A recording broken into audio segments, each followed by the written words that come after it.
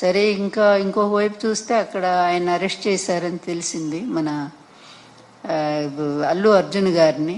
పాపం నిజంగా నాకు బాధ వేస్తుంది. ఎందుకంటే ఎన్ని కుట్ర రాజకీయాలండి, ప్రతి చోట ఈయన చేతులు ఉంటాయి, అందులో సందేహం ఏమీ లేదు.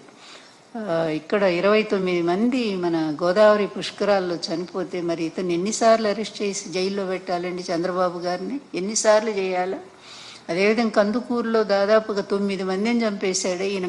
ఇరుకు సందులో మీటింగ్ పెట్టి, ఇరుకు సందు, అందులో పాపం తొక్కిసలాట జరిగినట్టు తన కోసం జనం విపరీతంగా వచ్చినట్టు చేయటం కోసం, మీడియా కోసం అక్కడ అట్లాగే చేసి 9 మందిని చంపాడు. చీరల పంపిణీలో 3 ఆడవాళ్ళు ప్రాణాలు కోల్పోయారే. ఈయన ఎన్నిసార్లు జైల్లో పెట్టాలో చెప్పండి? అభిమానంతో వాళ్ళు విరగబడి ఆ రోజు అది అబ్బాయి అన్న కావాలని చేస్తారా? తన సినిమా చూసుకోవాలని, ఎలా ఉందో ప్రజాస్పందన తెలుసుకోవడానికి ఆయన వెళ్ళాడు. అది గవర్నమెంట్ తప్పు. ఆయన వస్తున్నప్పుడు, లేకపోతే సినిమా హాలు వాళ్ళు సరైనటువంటి భద్రతా ఏర్పాట్లు చేసుకోవాలి. పోలీసులను పిలిచి పూర్తి కట్టుదిట్టం చేసి ప్రజలకు థ్రెడ్ కట్టి దూరంగా పెడితే అయిపోయేది. వాళ్ళు అవేమీ చేయలేదు కదా, అది తప్పు. అల్లు అర్జున్ ఎలా అవుతుందండి? మరి ఇంతమందిని చంపినటువంటి చంద్రబాబు నాయుడు ఏమో శుభ్రంగా ఉన్నాడు.